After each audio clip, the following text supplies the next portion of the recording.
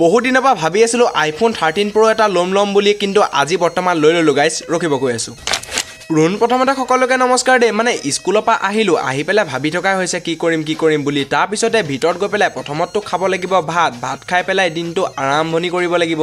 আৰু ভাতৰ লগত আছিলে দালি, লগত আছিলে কবি ভাজি, এটা আছিলে কণী। এইখিনি খাই বৈ ধুনীয়াকৈ পেটটো ভৰাই লৈছোঁ। এতিয়া যাব লাগিব মানে বাহিৰলৈ। আৰু বাহিৰত মানে আজি কি হৈছে গম পাইনে, বতৰটো মানে অলপ বেয়া কৰি আছে। বৰষুণডালো নিদিয়ে নহয়, বৰষুণটো মানে আজি আহিব চাগে, কিন্তু অলপ আহিছিলে আকৌ বৰষুণটো গুচি গ'ল। এতিয়া বৰ্তমান এইফালে দেখিছে নহয় ঝাৰু বনাই থৈছে। কিনে যদি কিন্তু আপোনালোকে কমেণ্ট কৰিব ঝাৰু লাগে যদি। আৰু এতিয়া স্কুটিখন লৈ পেলাই যাব লাগিব আইফোন কিনিবলৈ। বলক আইফোনটো কিনিব যোৱা হৈ থাকিব, কিন্তু বায়ে ফোন কৰি মাতিছে মোক, মানে ভিডিঅ' এটা বনাই দিব লাগে বোলে তাইক। সেইকাৰণে বোলো ময়ো ঘৰত এনেহে আছিলোঁ, যাওঁচোন বোলো, কিয়নো মাতিছে, ভালকৈ ভিডিঅ' এটা বনাই দিওঁ।